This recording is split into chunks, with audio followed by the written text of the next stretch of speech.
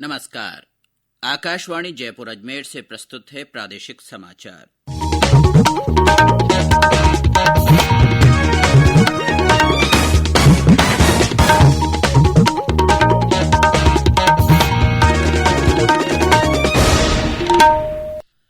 समाचारों के साथ मैं अब्दुल हनीफ। प्रधानमंत्री नरेंद्र मोदी गुजरात के कच्छ में गुरुद्वारा लखपत साहिब में गुरु नानक देव जी के गुरु पर्व समारोह को अब से कुछ देर बाद वीडियो कॉन्फ्रेंस के माध्यम से संबोधित करेंगे। गुजरात की सिख संगत हर साल 23 से 25 दिसंबर तक लखपत साहिब में गुरु नानक देव के गुरु पर्व समारोह का आयोजन करती है। अपनी यात्राओं के दौरान गुरु नानक देव इस अवधि में लखपत में रुके थे। राष्ट्र आज पूर्व प्रधानमंत्री अटल बिहारी वाजपेयी और महान स्वाधीनता सेनानी तथा समाज सुधारक महामना पंडित मदन मोहन मालवीय को उनकी जयंती पर श्रद्धांजलि अर्पित कर रहा है।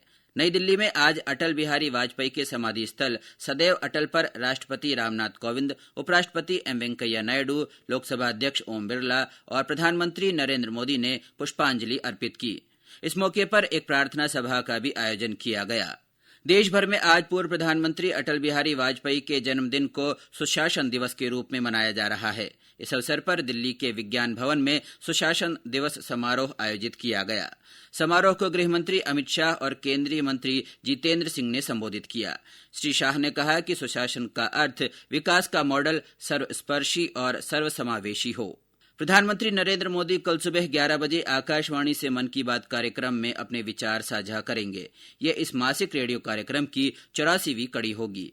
प्रधानमंत्री ने एक ट्वीट में कहा था कि इस महीने का मन की बात कार्यक्रम इस वर्ष का अंतिम कार्यक्रम होगा। यह आकाशवाणी समाचार की वेबसाइट और news on AIR mobile app पर भी उपलब्ध रहेगा। आकाशवाणी समाचार, दूरदर्शन समाचार, प्रधानमंत्री कार्यालय तथा सूचना और प्रसारण मंत्रालय के YouTube चैनल पर भी यह कार्यक्रम सीधा प्रसारित होगा। देश में अब तक कोरोना के नए वेरिएंट ओमिक्रॉन से संक्रमित 415 लोगों का पता चला है।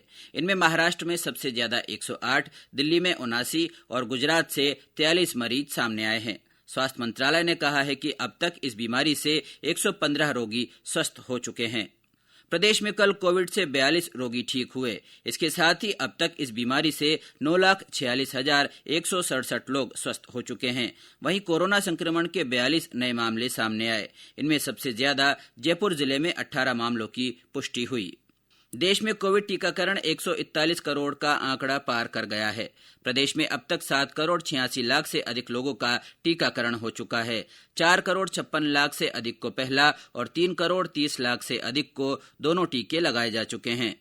देश भर में आज क्रिसमस का त्योहार हर्षोल्लास के साथ मनाया जा रहा है। प्रदेश भर में इस अवसर पर गिरजाघरों में विशेष प्रार्थना सभाओं का आयोजन किया गया।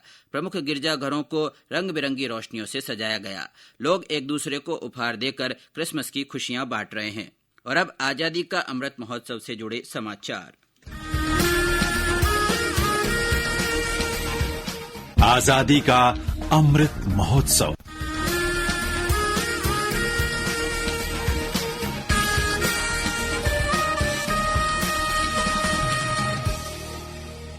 आजादी का अमृत महोत्सव के तहत कल उदयपुर के झाड़ोल फलासिया के आजाद मैदान में 3 दिन की प्रदर्शनी का समापन हुआ। इस अवसर पर सांसद अर्जुन लाल मीणा ने कहा कि हमें महापुरुषों द्वारा देश को आजादी दिलाने के लिए किए गए त्याग और बलिदान से प्रेरणा लेकर देश निर्माण में भागीदारी निभानी चाहिए।